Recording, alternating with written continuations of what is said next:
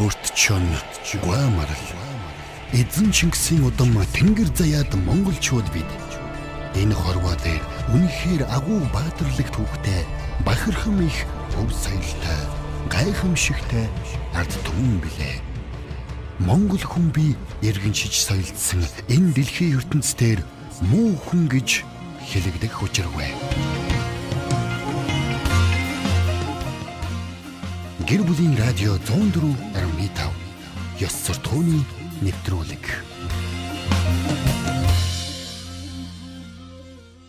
Сонсогчдаа муухай монголчууд нэвтрүүлгийн давталтын дугаарыг хүлээн авч сонсноо. За гэр бүлийн радио ёс суртахууны нэвтрүүлэг.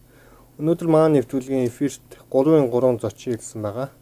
Учир юу гэвэл Мягмар гарагийн байнгын зочин Отгоо багш маань 2 шавьяага дагуулж 2 оюутнаа дагуулж нэвтрүүлгийн эфирт хүрэлцэн байгаа.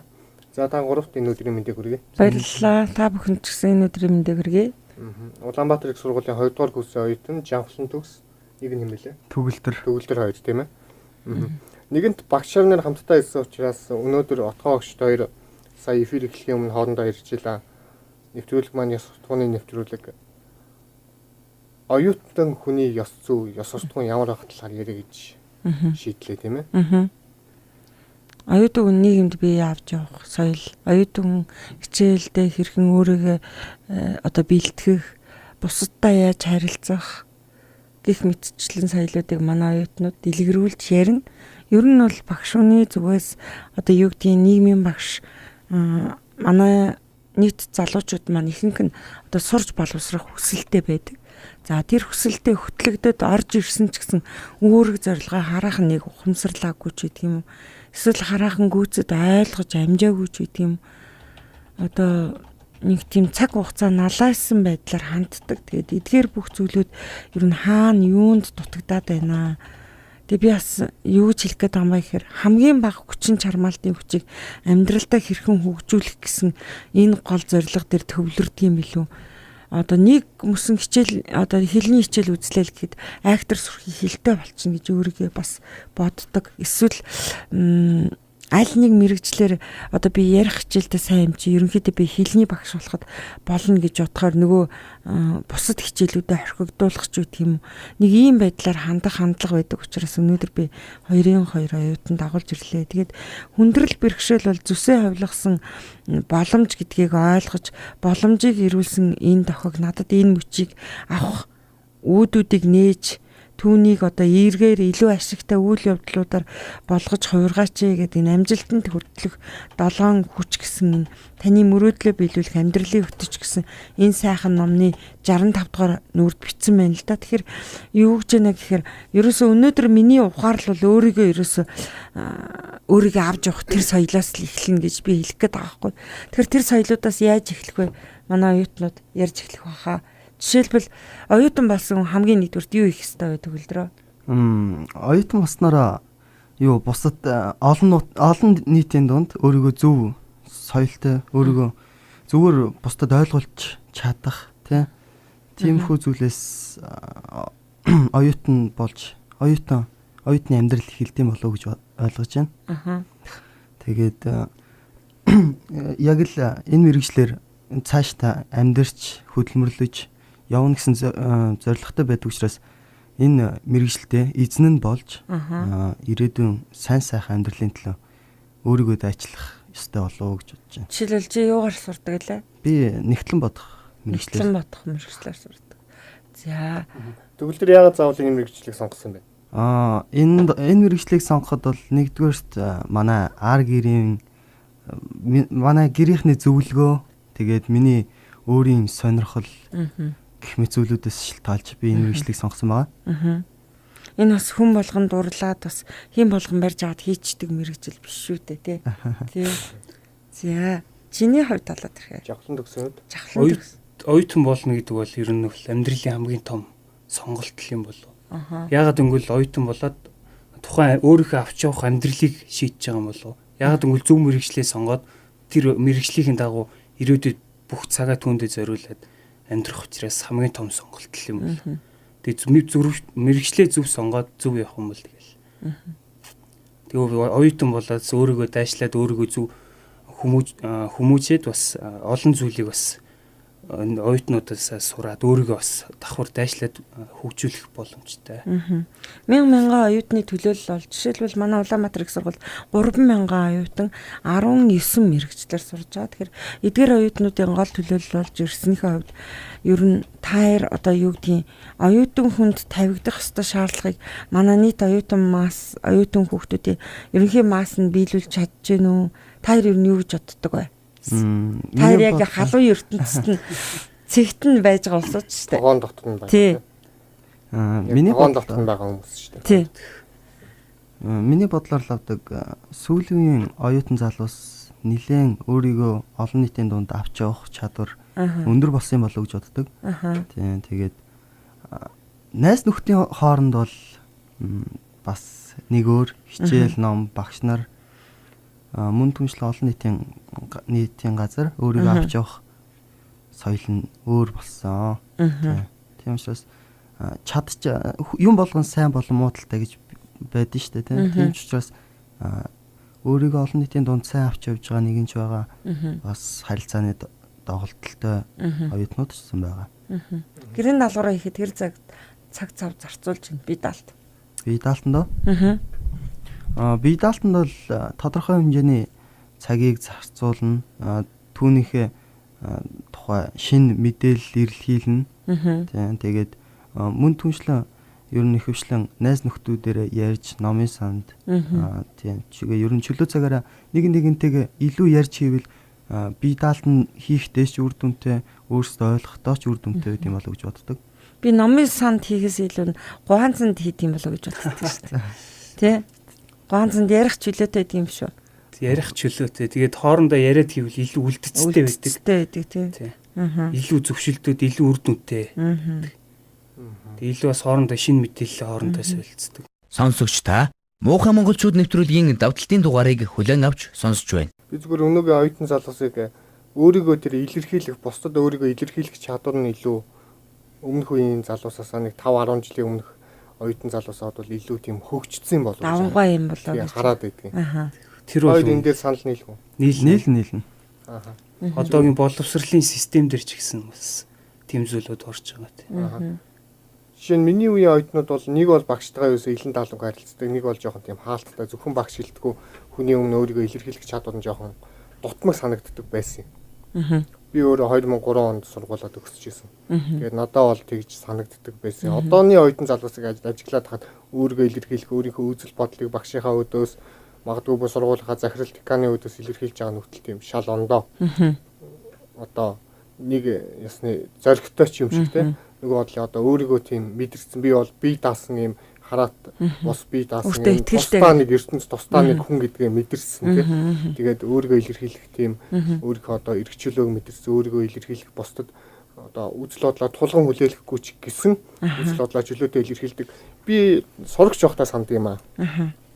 90-ад онд 10 жилийн сурагч байсан. Тэгээд түүхэн хичээл дээр би түүхийн багшийнхаа уншаагүй арай өөр зүйлийг сонин дээрээс ч илүү уншсан байсан. Тэгээд багшаа таны наад ярьж байгаа чи буруу юм байл ш. Сонин дээр тгээ бичсэн байл ш. Яг жинхэнэ түүх тийм байсан байдаг гэж хэлсэн чинь толгой түрүүгөө загнуулж ирлээ. Чи юугаа мэддэг юм би 20-30 жил багшилсан багш хүн байна. Чи багшийн өдөөс ингэдэг хийн. Чи намайг баг буруутгах нь. Тэгээд тэр үеийн багш нарч тийм одоо харилцаасаа тийм мэрэгжлийн этиктэй хүмүүс байж одооны багш нар бол өөр болсон баха.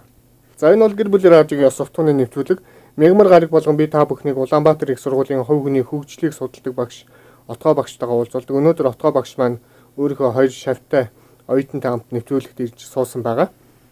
Тийм болохоор бид нэгэнд 2 оюутнаа дагуулад ирсэн учраас өнөөгийн оюутан залуусын ёс зүйтэй нийгэм бие авч явах байдал, соёл, этикийн талаар ярилцж байгаа. Жишээлбэл энэ хүн болгон өөр өөрийн төрлөх чадвар, зан чанар гэж байдаг л да. Тэгэд ямар нэгэн зүйлийг заавал хин нэгэн хүн чаддаг байхгүй. Тэгэхээр би тэр зүйлийг юу ч хэлдэггүй гэхээр одоо манай 2 оюутан ч гэсэн байж лээ. Та нар ямар хичээл дээр ямар байх чинь юусаа хамаагүй. Харин яг ихний хичээл дээр юу ойлгоод өөрийгөө илэрхийлдэг чадвар энэ нийгмийн ухааны хичээл дээр суух хэрэгтэй.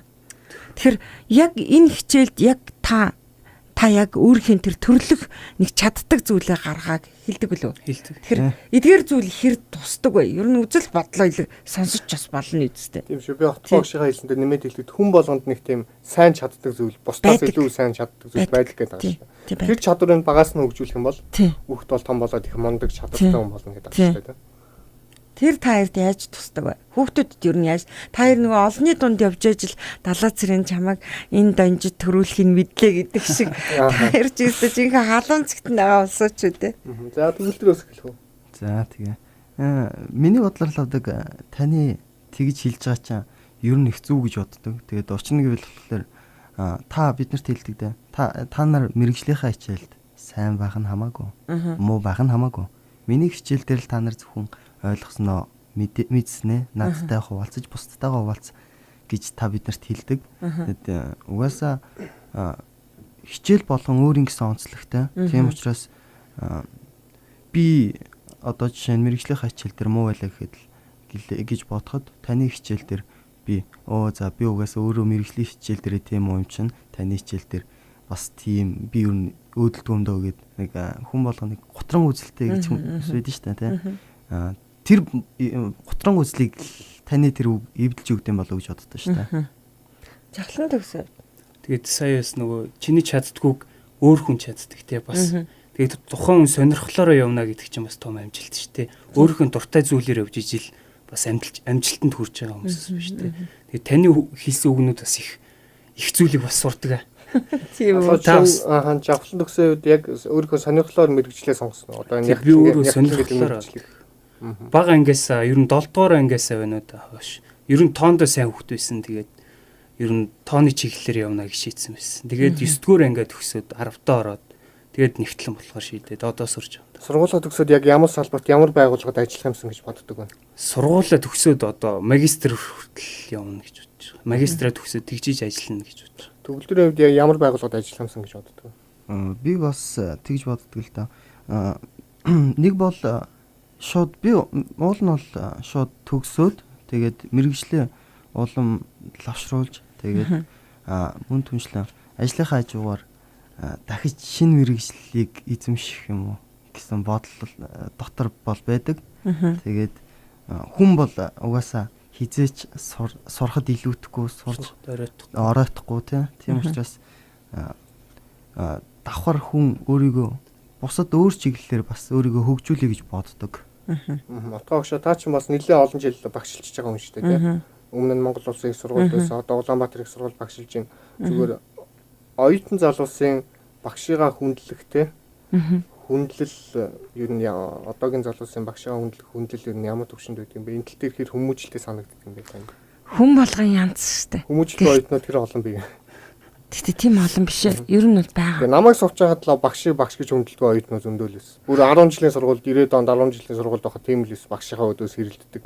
Чи битгий хоцсон. Тэр битгий ЛП үсгэр эхэлсэн хараад багшийнхаа эсрэг хилээд нөгөө эцэг ихэн хурал болдог штэ. Тийм хурал архиж гарч байгаа тийм том толгойтой гэж ярьдаг. Тийм 10 жилийн хүмүүс бүр миний үед байдаг л эс. Бүр 80-ад онд ч байсан гэж би сонсч байсан. Би ялангуяа Улаанбаатар их сургуулийн оюутнуудыг их төлөвшөлтөн болов гэж харддаг шүү дээ. Яг тэгэхээр үүдэнд орохоос ахвалаад надаар заалгаагүй өнгөрсөн ч үед юм бүх оюутнууд надтай мэдлдэг. Их сургууль гэсэн ялгаа авах бас мэдлдэг. Гэхдээ их сургуулийн оюутнуудын зарим нь одоо Улаанбаатарын ч гэсэндээ зарим нэг 15-аас 20% нь бол яг хичээл залгаж байхдаа мэдлэн бусд үедээ танихгүй юм шиг явдаг. 100% гэж би одоо хэлэхгүй шүү дээ. Аль зөвхөн мэдлэгээс гадна утгаа багш одоо. Мэдлэгээс гадна одоо ингээ би нэг хүн юмтай авч байвал барьдаг ч юм уу. Та одоо би өндөр завтад ямар ажил туслуулах вэ? Би ер нь таны ажид ингээ нэг 3 цаг ажиллахад нэг заавал нэг юм сурдгийн ингээ өөр өрөдөрж байгаа үед бас байдаг. Эсвэл одоо би нэг тим ажил хийж байгаа гэл одоо ялангуяа нийлээ сүүлийн нэг хагас жил бол бид хоёр нийлээд хүмүүнлэгийн ажил хийлээ шүү дээ, тэ.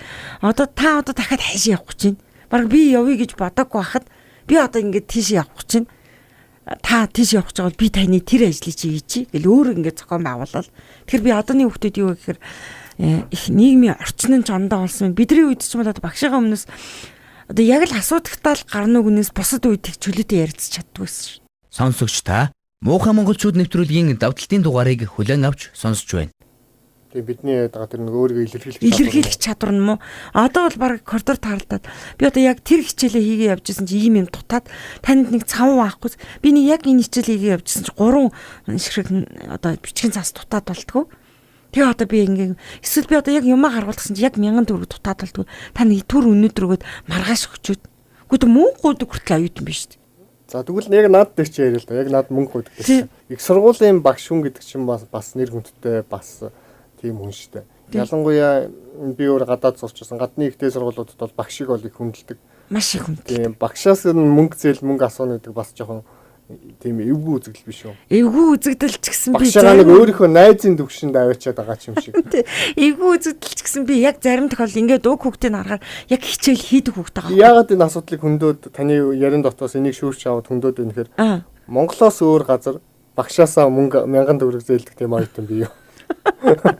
Би яг хийж мэдэхгүй байна. Гэхдээ тийм одоо олон хавтгарж зээлдэхгүй шүү дээ мэдээж. Яг одоо жишээ нь төгөлдөр ч юм уу, завхлан төгс ч юм уу, яг ингээ юм хийдэг хүүхдийг би өөрөө мэдэн шүү дээ.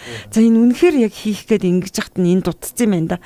Нөгөө гэрийн даалгавраа өгөх гэхээр бас дутаад байгаа юм байна да гэд өгчүүл яг маргааш өглөө нь баярлалаа авчир өгдөг байхгүй. Энүүгээрээ би юу хэлэх гээд байна гэхээр манай Монголд дунд сургуульд ч тэр, бага сургуульд ч тэр, дээд сургууль, дээд сургууль, коллежид ч тэр багш оюутнууд, багш сурагчид нэг тийм найзын харилцаанд биенийхээ нэг тийм зовлон жаргалыг хэтэрхий хуваалцсан юм шиг нэг тийм найзын харилцаанд оролцох гэдэг талтай.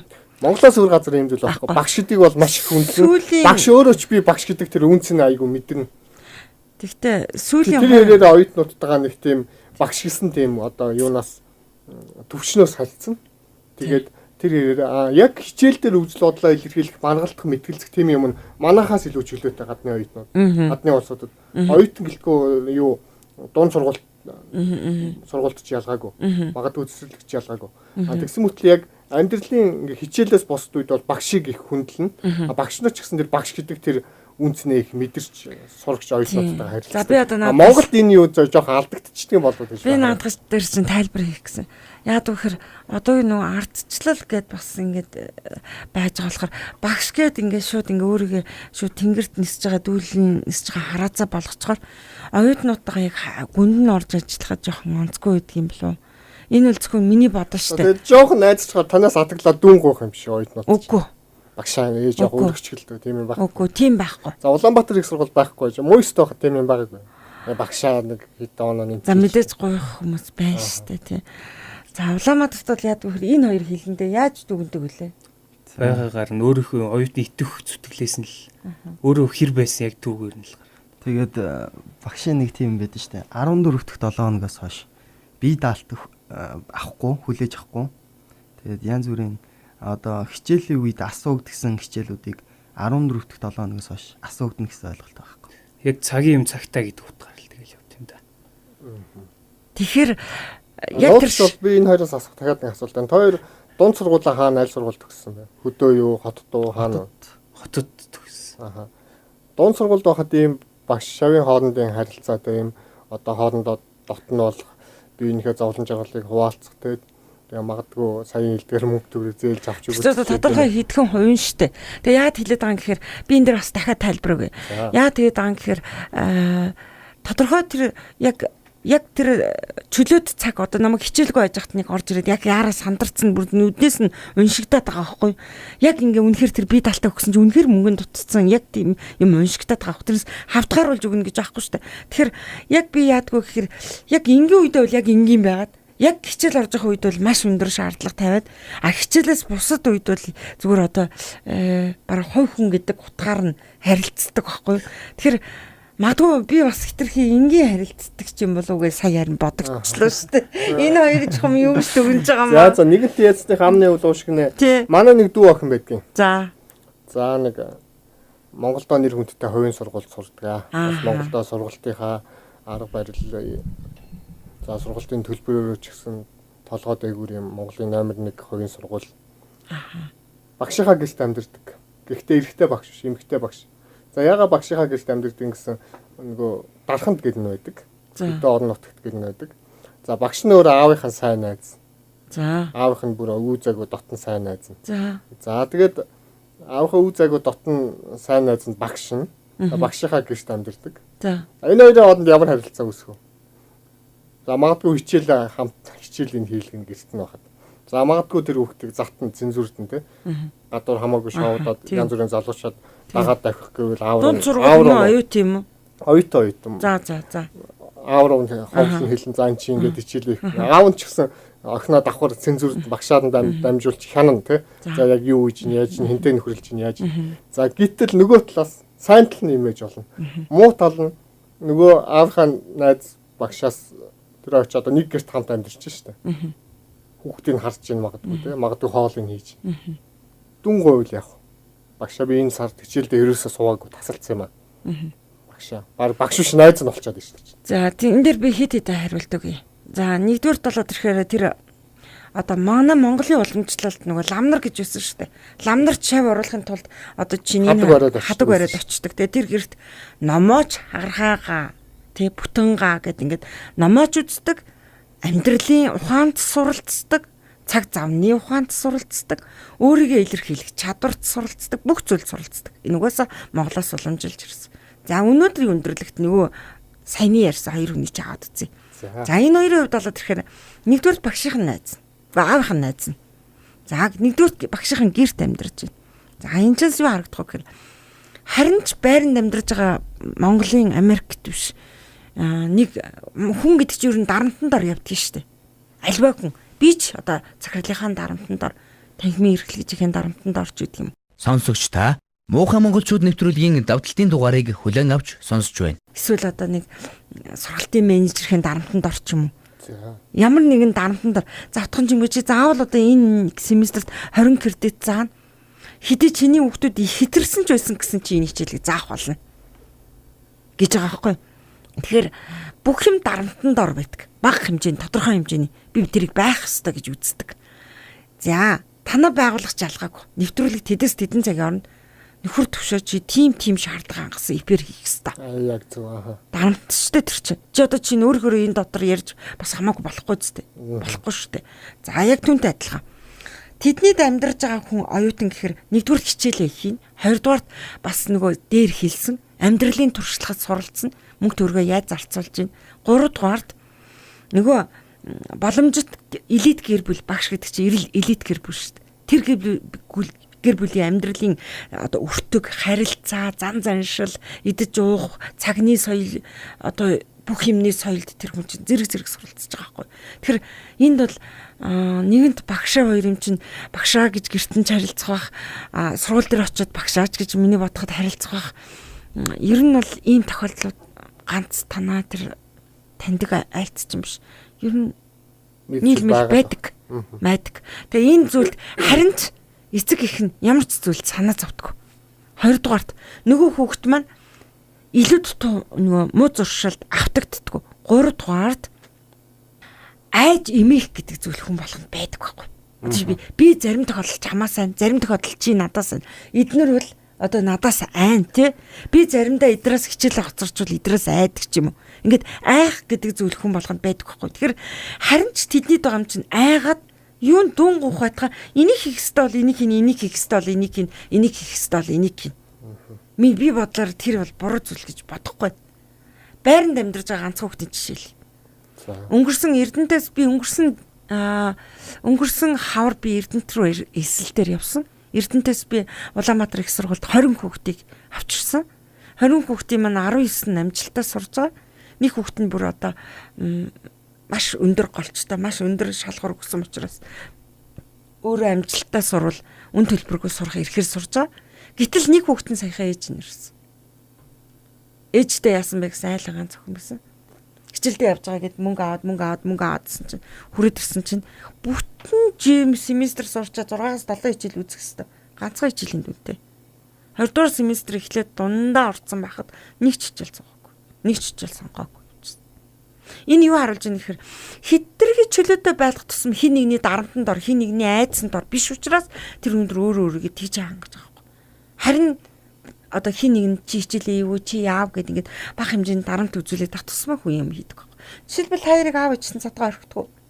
Үгүй. Өнөөдөр юу хийж вэ? Өнөөдөр ямар хичээл үзэх хэвээр. За карманы мөнгө хэдэн төгрөг хэвээр. Та яар та зүгээр тодорхой. тавьж.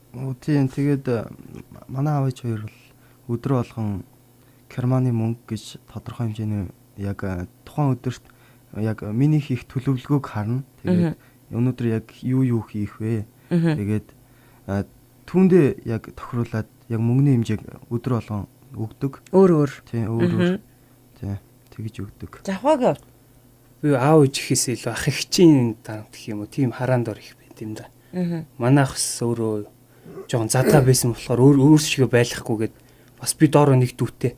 Тийм дүү битэрийг тэгээд яа үргэлж халамжлаад хаана явж гин гэж юм уу. Эсвэл зай зүрлээ явдаг.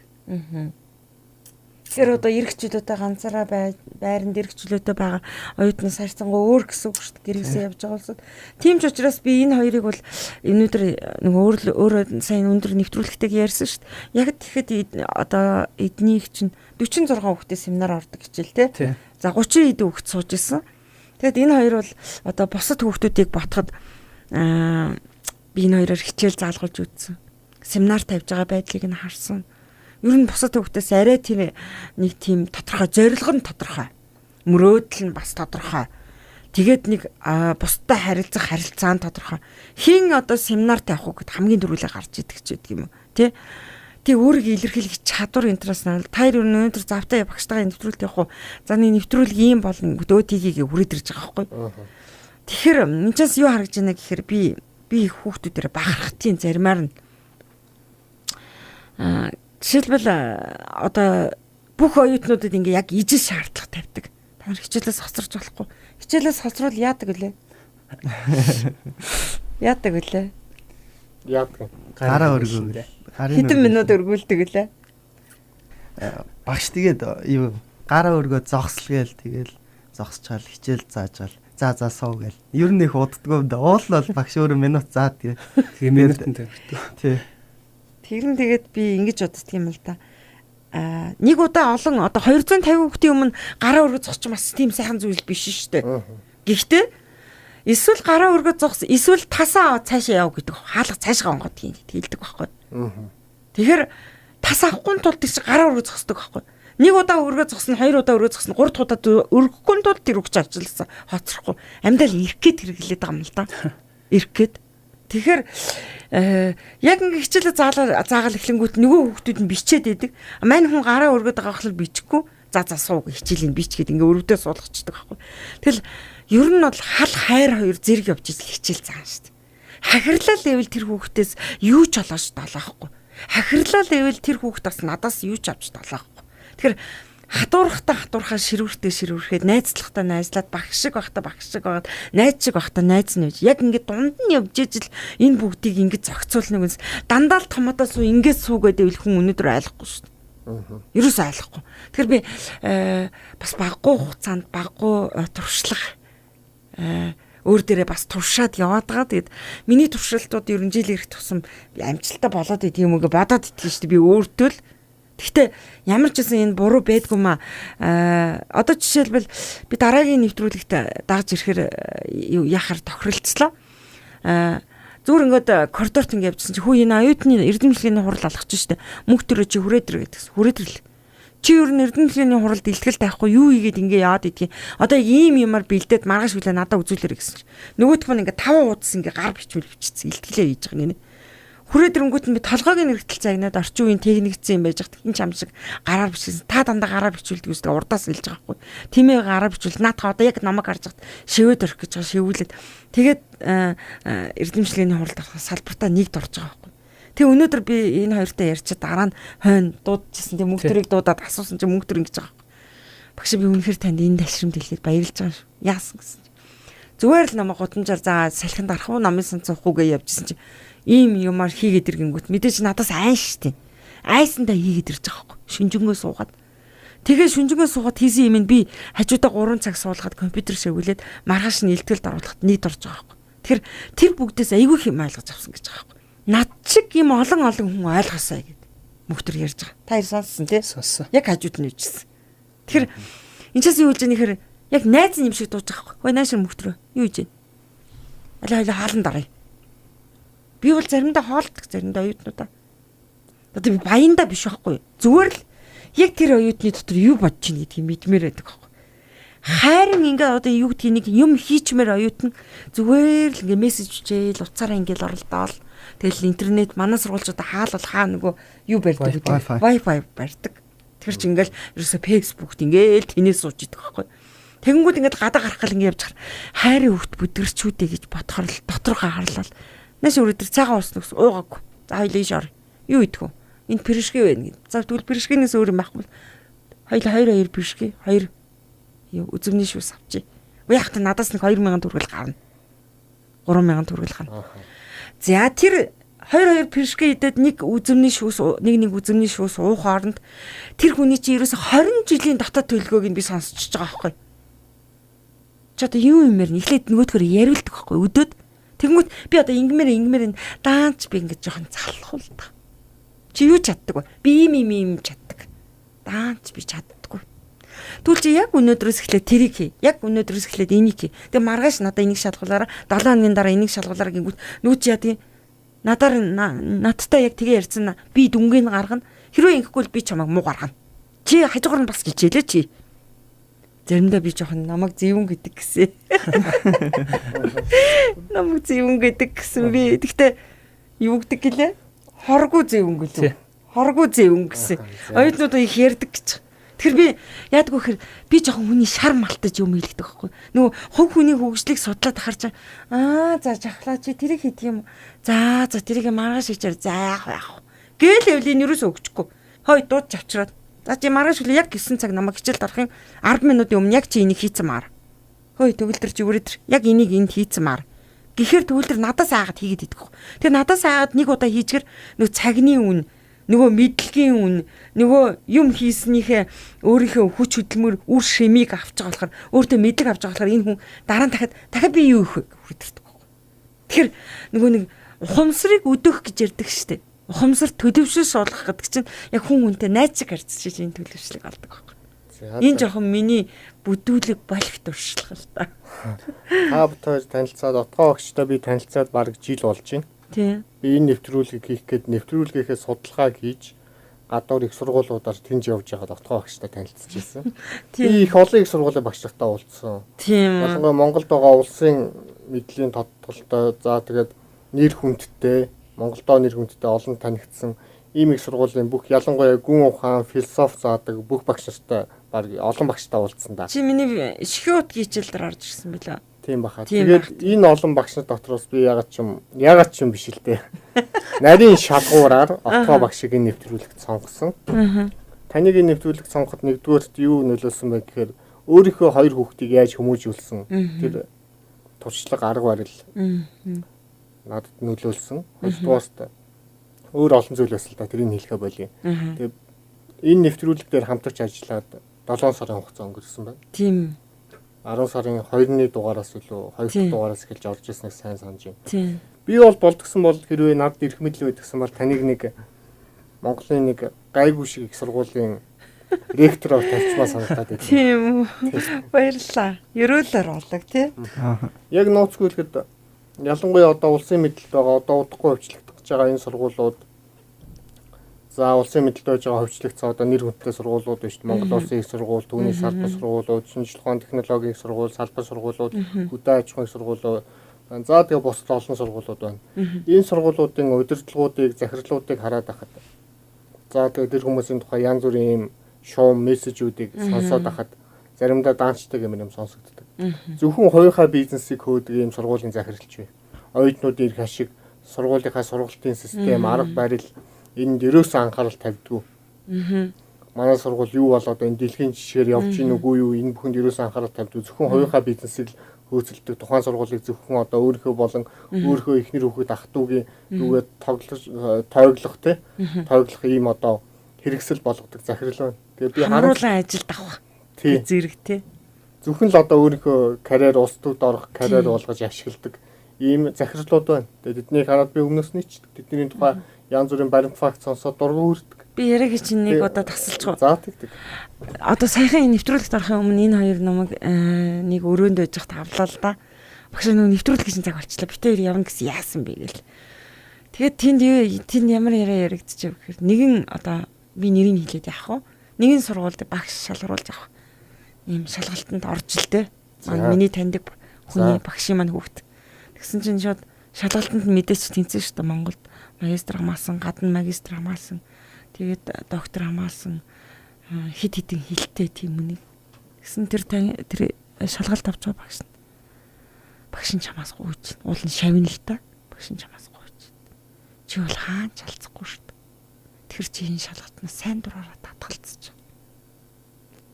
гэж хэлж байгаа байхгүй. Энэ нь юу гэж байгаа юм бэ гэхээр чихээсний лоббиний хүн зогсоод шүү дээ. Тийм. Энэ нь юу хэлж байгаа юм бэ гэхээр би бол одоо ингээ 2 суух таягтай чи миний одоо тэр ингээ ороод ирвэл багшийнхаа 1 суух таягийг аваад бүр 2 суух таягийг нь аваад мөлхүүлчих гээд шүү дээ.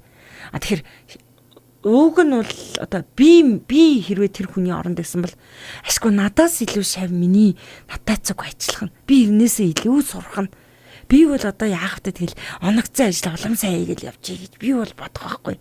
Тэгсэн чинь мань нэр харин хүй чи болчихл тоо гэж хэлж байгаа.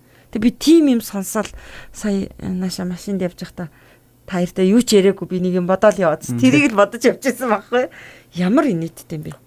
Багш бол шавны өөрөөс нь илүү гарчих гэхээс айгаад байна шүү дээ магад. А би бол харин эднэрийг хичээл заагаад надаас илүү гарчвал би бол баярлал. Би бол баярлал. Тэр багш болохоор айгаад байна шүү дээ. Айгаад шүү дээ харин тий. Тэгээ шууд бойл одоо шууд нэрэд авчих. Өөрөх нь олон цагийн эзэл чинь булаач нэж айгаад байна шүү дээ. Тэгээ юу ч хэлсэн бэ гэж? Үгэнд ордог томоотой хүн авахгүйсэн гэж хэлсэн гэж шүү дээ. Үгэнд ордог томоотойг авахгүйсэн. Үгэнд ордог томоотой хүнээс хүн юу сурах вэ? Сонсогч та Муухай монголчууд нэвтрүүлгийн давталтын дугаарыг хүлээн авч сонсож байна.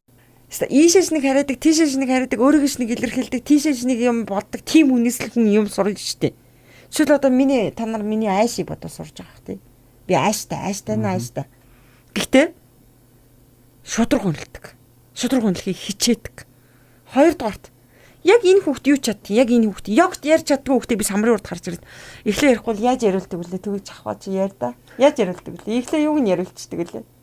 Эхлээд өөрийгөө танилцуул. Багшаас өмнөөс яг тэгжсэн анх семестрээр ороод багшийг сонгоо яаж хат. Тэгээд шууд намайг билүү төгөлтрийг гараад ярих гэсэн. Тэгээд ярих юм юу ярих юм бэ гэсэн чи өөрийгөө танилцуул гэсэн. Үүнээс эхлээд тэгээ өөрийгөө тэгээд 2 дахь 3 дахь семинараас ахуулаад өөрийгөө хичээлээ бэлдээд ярьж сурж байгаа юм та. Тий, энэ хүүхдүүд таар чи 2-оос орж ирсэн билээ. Тий, 2 дугаар семестрээс урд нь надаас хичээл заалгаж байгаа хүүхдүүд. Тэгэд анх олон хүүхдүүдийн өмнө гаргаад ирсэн чи энэ хоёрын нэг нь л нийтийн байсан байна. Тий. Тэгсэн ерөөсөө ярьж чаддгүй. Тэнгүүд за чи ихлэ нэрээ танилцуулж дараа нь хойбогоо ич. Дараа нь хаана ай сургуульд өгснэй ч. Тэг юу сонирхтойгоо ярьж байгаа юм. Энд чи ярьж өгнө үстэй. Уншаагүй юм чийс би тим сонирхдаг тэг сургуульд өгсөн. Би бол тимийг унуулдаг. Ер нь бол би юмыг ингэж боддог. Чи тэгвэл ямар өнгө дуртай? Би тим өнгө дуртай. Яагаад гэвэл би тим. Жохон аман халаа буу халаад ирнэ дээ энэ чи. За тэгэнгүүт чи өчигдрийн хичээлээс юу ойлгов? Тэрний урдлыг чи юу ойлгов гингүүт энэ яриад энэ үстэй тэгсэрга ярьчихж байгаа байхгүй.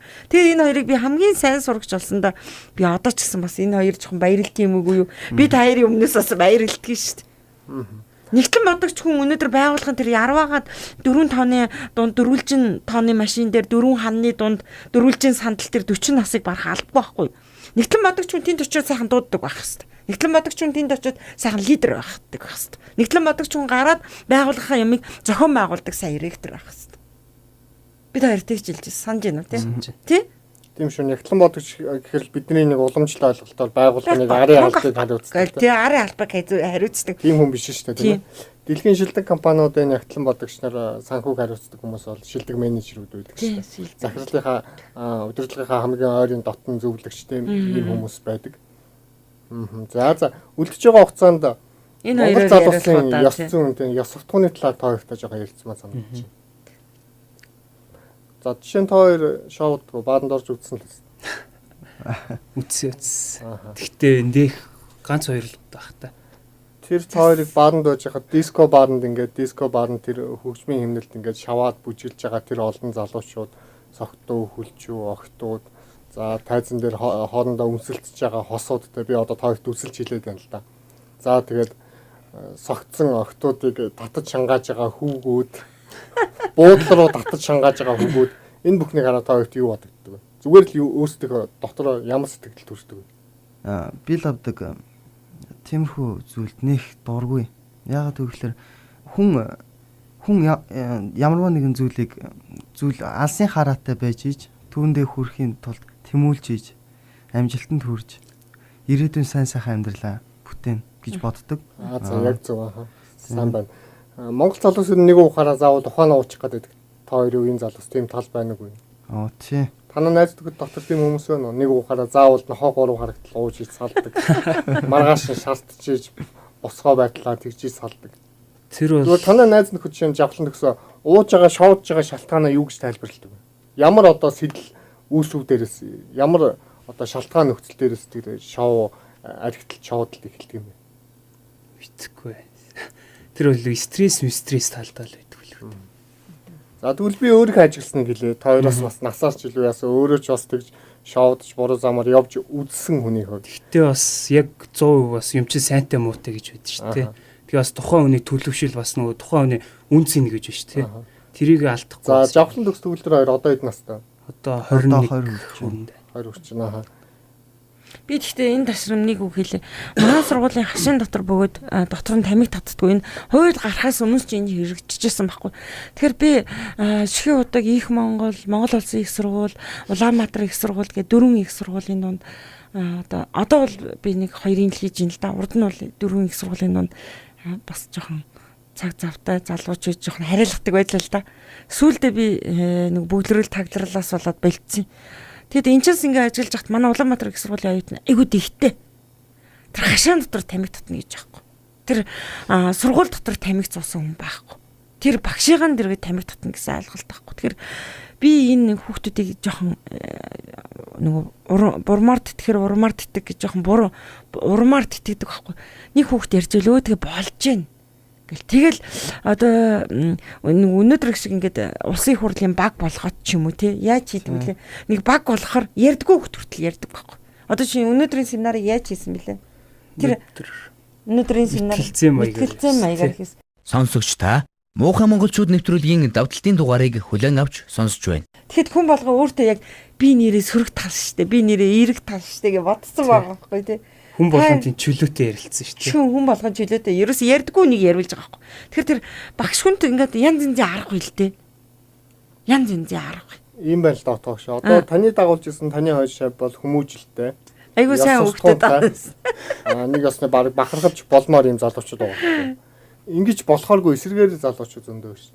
Их сургуульд яах гэж орж байгаагаа мэдэхгүй юм залууч. Зүгээр л оюутан гэдэг сайхан нэрийг зөөж оюутны амьдралаар амьдч шоудаж оюутан гэдэг нэрийг зүүж 70,000 төгрөг авч оюутны амьдралаар шоудаж сайхан гоё хөөрхөн охтуудтай сургуулийн оюутан болохын тулд оюутан болж байгаа юм хүмүүс биш. За тэр бол тодорхой хувийг эзэлдэг. Энэ залуусыг яах вэ? За ийм хүмүүс байх нь яг энэ залуусыг яах вэ? Тэр одоо нөгөө савнд ямар цэцэг тарина яг тэр цэцэгнээс тийм өнгийн цэцэг дэлгэрдэг гэдэг шиг тийм л ургас сурааж байгаа. Тийм л болох гээд байна л да. Одоо өнөөдөр эхний цаг та нар санаж байгаас миний утас дуурайд өөрөө нөгөө нэвтрүүлэгт ордог отхон жимээ багш минь өмнө гэдгсэн. Одоо 2 дугаар курс байна. Манай хүүхд гадагшаа яваад ирсэн чи хүүхд маань ингээд сургуультай сурахгүй одоо яа тийм бидний амьдрал хэцүү байлг одоо яах вэ гэд ээж нь утасж байгаа. За одоо би яг хичээл орж байна. Та дараа нь яриарай. Тэг цусралгааны цагаар тэр хүн дахиад залгаж байгаа ярьж байгаа байхгүй. Бид нар буюуч дутаагаагүй тэгээд тэр сурахгүй гэдэг энэ одоо би яах вэ? Юу хэлвэл сурах вэ гэж надаас асууж байгаа байхгүй. Юу хэлж сурахын тэр хүнийг тэр хүнтэй дотоод сэтгэлийн л ярилцахгүй та гаднаас нь 1000 сур 1000 бакалавртай бол гэд ямар ч шиггүй шүү. Яг зөв. Яг зөв шүү дээ тий. За тэгээ би бас энэ оюутнуудыг бас энэ нэгэнт энэ хоёр ирсэн юм чи энэ хоёрын боломжийг ашиглаад би баг яриад энэ хоёр их яриасаа гэж бодож байна. Жишээлбэл хувийн яс суртахуунд багшийн яс суртахуу хэр нөлөөлдөг вэ? Жишээлбэл би одоо та нарыг жоохон иргэдлээд би даалтаж арай өөрөөр хийдгээд байдаг штэ. Тэр иргэдэнд ор хэр та нар нийлэмжтэй гэдэг. Та хоёр бол яг дунд нь явдаг болсон. За энэ дэр болохоор хувь хүний төлөвшил гэж байгаа тийм. Хувь хүний төлөвшил гэр бүлийн төлөвшил багш нарын одоо нөлөөллөөс хувь хүний төлөвшил бий болд юм болоо гэж боддог. Тэгээд за хүнд одоо жишээ нь компьютер байлаа гэхэд та тэгдэн штэ. За би даалта надад гараар бичиж өг. Тэ. Энэ нь болохоор бид болохоор нэг одоо шинэ 900 тий. Бид нар бол зүгээр арсан нэгэн гэж яриад тий. Бид нар таны бие даалтыг ком дээр шивээд, компьютер дээр шивээд танд принтерлээд бусад багш нарынхыг бол яг л шивэл принтерлэл багш нарт өгдөг. Таних дээр болохоор бид нарыг заавал энийг гараар бич гэлт хийгдэг. Тийм учраас энэ нь болохоор бас таны нэг биднийг төлөвшүүлэх арга юм болов гэж боддог л доо. Яагаад вэ гэхээр бид нар ингээд яг үннийг хэлэхэд урд нь бол бичгийн цаасан дээр шууд ингээд бичгээд яг тэгш яг хаашаа онолттой бичээд байд гэж баг ингээд яг тэгшгэн бичиж чадахгүй. Тэгээд ингээд нэг баг дээд доод үсгэн нийлцэн тэгж бичдэг байсан. Тэгээд одоо болохоор нэг 2-3 бие даалтны дараа бол арай л зөвшрээд гар зөвшрээд ирнэ тий. Тэгвэл тэр гэж боддог. Чухал гэсэн. Заглан төгсөн. Тэний бас нэг шаардлага байдаг шүү дээ. Миний бие даалт хийснээрээ юм болно гэд. Хамгийн энгийн нөгөө нэг та гараар бич гэдэг шүү дээ. Хэрвээ техник технологи хөгжсөн ч гэсэн яагаад гараар бичиж байна гэвэл та нар хідэн зүйл сурна гэдэг шүү дээ. Та нар жишээ нь сууж сурна тий. Тэгээ эсвэл гоё бичиж сурна, эсвэл бичгийн цаастай харьцаж сурна ч гэдэг юм уу. Тэгээ бичгийн цаасан дээр зөв бичнэ гэдэг тиймэрхүү зүйлүүдийг сурсан. Тэр яагаад намайг дээр би хэлсэн шүү дээ. Намайг зэвүүн гэдэг юм лээ гэд. Тэр зэвүүн гэдэг нь тэр гараар бичвэл би даалт автгаар зэвүүн гэдэг байгаа байхгүй. Яагаад гэвэл тэд нэг 10 хуудас ингээ гараар бичгэрээ дор хаяад 3 цаг зарцуулдаг байхгүй. Айгүй хурдан бичдэг хүн 3 цаг зарцуул.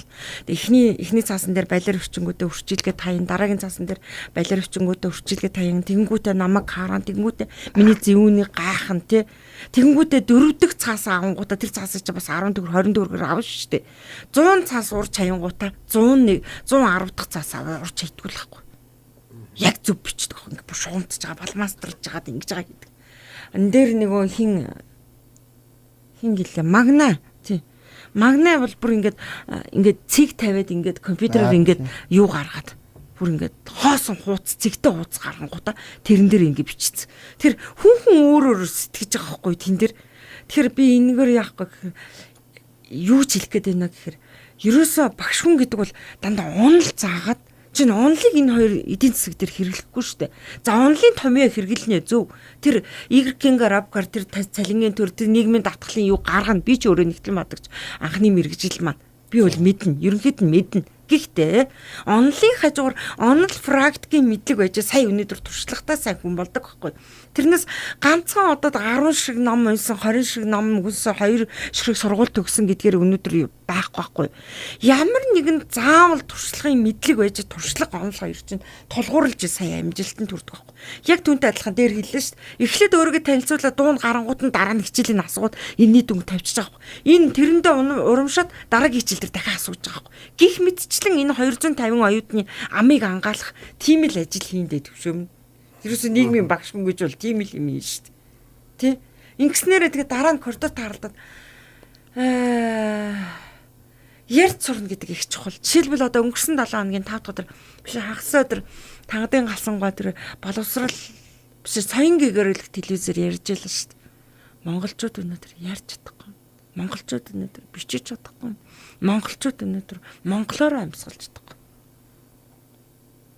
Тэгвэл ядаж жил надад 1300 оюутан бичиж сураад 1300 оюутан монгол үсгийгээр компьютероор бичгээр байна гэдэг үгээ ин гэж бичдэг байхгүй.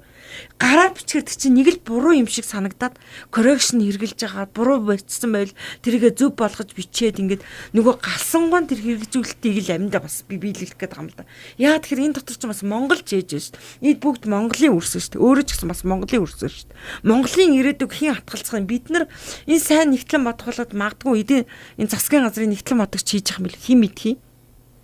Энэ чинь сайн маркетинг байгаад өнөөдөр тэр залуучуудын ордонд маркетинг хийгээд өөрөө сайн сурвалжлагч байгаад ерөнхийлөгчийн сурвалжлагч болоод би гайгүй өөрөө чи хэлдгээр сайн нэг багшуулаад тэнд жилд 4-5 мянган оюутан хүн шиг хүн болгож өгөөд хүний биеийг нь эцэг их төрүүлдэг бол хүнийг нь хэн төлөвшүүлэх вэ гэхээр багш эцэг эхчүүд төлөвшүүлдэг байхгүй. Тэр биеийг нь төрүүлээд өгсөн тэр махан боднуудыг юу болгож өгөх вэхээр ярьж сургадаг, бичиж сургадаг, соёлтой болгодог, сурд сургадаг, суулгаж сургадаг, тэ уншиж сургадаг, бодож сургадаг л болгочвол одоо тэгээд багш хүний ганц гол зорилго тэр шүү дээ. Тийм үү? Таяр тэгээд одоо оюутнуудын оюутан манай Улаанбаатар их сургуулийн их болий. Таяр залуу хүнийх хувьд мэдээж найз чинь Монгол улсын их сургууль сурж байгаа. Мэдээж найз чинь техникийн их сургууль сурж байгаа. Ер нь ямар шүү байна вэ? Тэгээд тэдгээр сургуулиуд суралцж байгаа оюутнууд ямар шүү байна вэ? Ямар Дүн авахын тулд байна уу? ямар ёс Цаг хугацаа өнгөрүүлэхийн тулд байна уу? Эцэг эхийн шахалтаар байна уу? Магадгүй таяр шиг өөрийнхөө өсөл мөрөөдлөөр байна уу? Юу н ямар шуухан залуус байна вэ гэсэн үг Тийм. За асуултанд товч хариулаад тэгээ гурлаа нэвтрүүлээ. Дөрвөлөө нэвтрүүлгээ өндөрлөө тийх үү? Тэгээ нэг цаг хурдан байна шүү. Бүх богдох юм. за тэгээд угаасаа манай найзуудад дунд болохоор ер нь бол одоо санхүү гэл одоо шүтэс муйс гэх мэт сургуулиудад байна л та. Тэгээд зарим нэг нь бол яг өөрийн ирээдүйн зорилго мөрөөдлийн төлөө тэмцэж байгаа хүмүүс ч байна. Тэгээд яг дүнгийн ардаас гүгэл тий Явж байгаа юм. тий тиймэрхүү хүмүүс ч байгаа. Тэгэл яг бүр нэг нь бол бүр яг цаг нөхцөөгөл аав ээж хоёр одоо яв гэсэн. За одоо яг явахгүй болохгүй. Тэдэс жилтэй. Гээ явж байгаа хүмүүс байгаа. Жавхан төгсөөд Тухайн үед маань найз ч юм өөргөө ухамсарлсан л да. Тэгээд яг скол 1 2 дугаар курстэй ч юм уу яг өөрийнхөө сонирхлоороо скол зөв мэрэгчлээ сонгоод цаашдаа явдаг. Одоогоор явж байгаа. Тэгээ үүргээ сайхан ухамсарлаад тэгээд ирээдүйд яг юу их вэ? Зорилготой хүрэхийн тулд түүндээ хүрэхийн тулд л явж байгаа. зорилгоо зөв Тийм, тодорхойлох. зорилгоо зөв тодорхойлох. Үеийн залуучуудад юу хандж хэлмээр? Ямар урайлах хэлмээр? Жахаа. Зорилгоо зөв тодорхойлол түүндээ хүрэхийн тулд сул чөлөөтэй цаг битээ гарга. Тэгээд төлөвлөгөөгөө гаргаад төлөвлөгөөнийхөө дагуул явуул амжилт. Жишээлбэл социолог дээр би юу хэлсэн бэлээ? За дөрвөлөө нэвтрүүлгээ өндөрлөө тийх үү? Багш маань бас жоохон ярих сонирхолтой байна. Гэхдээ нэвтрүүлгийн цаг дуусч байгаа. Манай радио бол Би нэвтрүүлгийн энэ яг үеийн залуучууд ирсэн чинь үеийн залуучуудаа яг 2 3 өгүүлбэрээр нэг урайлах хэлмээр байгаа байхгүй. Яг тэгвэл биднүүсийн үгийг сонсохоос илүү таануусын үг За тэднүүсийн тэгвэл хоёр оюутнаараа үг хэлүүлээ. Тэгээд нэвтрүүлгээ өндөрлөө тийх үү? За тэгээд өөрийнхөө хүсэл мөрөөдлийн төлөө тууштай тэмцээрэй гэж л хэлээ дөө. За сайхан үг байна. Жавхлан төгс. Тэгээд өнөөдрөөр биш, өнөөдөр өөх биш, маргааш өөххийн төлөө мэд өнөөдөр хичээл гэж хэлээ да. За маш сайхан үг байла. За энэ оюутан залуусын ийм эрч хүчтэй үгийг бас сонсоод манай Монголын залуучууд ёс суртахуунд нь баач гисэн төлөвшлийг хандив нэмэр болсон байхаа гэж бодож байна. Тэгээ та бүхэнд амжилт хүсье. Та наргүйгээр Монголын ирээдүй байхгүй учраас та нар минь өөртөө итгэлтэй, өөртөө төгс төгөлдөр өөрийнхөө төлөө улс орныхоо төлөө өнөөдрөөс эхлээд бүх хүчээ дайчлаарай гэж уриалмаар. Хичээж амьдах хэрэгтэй шүү гэж хэлмээр байна шүү дээ. За ингээд нэвтрүүлгээ өндөрлөе. Нэвтрүүлгийн төгсөлд манай радиотой хамтран ажилладаг бизнесийн түнш байгууллагын реклам сурчлага байгаа. Энийг сонсоод гэр бүл радиогийн хөгжим мэдээллийн хөтөлбөрийг хүлээн авч сонсъё. За сайн байна уу? Сайн байна уу? Танах чинь нөгөө perfect body club мөн үү? Тийм ээ, тийм юм байна. Би энэ залуу шиг ийм гоё булчинлэг биетэй болмоор байна л да. Болно, болдоггүй яах вэ? Багшаа. Би ч гэсэн энэ бүсгүй шиг ийм гоё биетэй болмоор байна. Болдоггүй яах вэ? Ямар гоё биетэй бүсгүй вэ? Мэргэжлийн багшийн удирдлагын доор идэвхтэй, тууштай бэлтгэл хийх юм бол энэ залуу энэ бүсгүй шиг ийм амжилтанд хүрч болдоггүй яах вэ? Энэ залуу над дээр 2 сарын өмнө ирсэн. Нилээн сул биетэй ирсэн. Одоо та бүхэн харж байгаа бах. Ямар гайхамшигтай болсныг. Ямар гоё юм бэ? Хавар боллоо охид залуусаа. Тэгс сайхан бие галбран гайхуулж хөнгөн нэмгэн хувцлах цаг айсвэ. Ханаас нь ч харсан өөлөх юмгүй гоё сайхан бие галбартай болох тиймч хэцүү биш ээ. Өдөр шөнөж 2 дахь сараа гэж байгаа те. Тэр сарын дотор 2 сарын дотор бол айгүй их задарсан байна. Булчингийн объем бол нэлээд нэмэгдсэн байна. Масс нэмэгдсэн байна. Тэгэхээр одоо хичээгээ сайн хийх хэрэгтэй шүү. За яа. Заавал чинь. Сайн байна. За дээш нь гүйцэтгэл дараа. Гарын булчин, цэжлийн булчин бол илүү төлөв хөгжсөн байна шүү. Одоо энэ дээрээс анхаарч хичээд шүү. За яа. Манай хаяг 11 хороолол Дашчолон хэдийн зүүн урд Mustang төвийн 2 давхурд Perfect Body Bodybuilding Fitness Club. Хувцааран биш биеэрэн гоёх зуны удиралдаан бэлтгэцгээе охид залуусаа. Сонсогч та Муухай монголчууд нэвтрүүлгийн давталтын дугаарыг хүлээн авч сонслоо. Хүлээн авч сонслоо. Хүлээн авч сонслоо. Хүлээн авч сонслоо. Хүлээн авч сонслоо. Хүлээн авч сонслоо.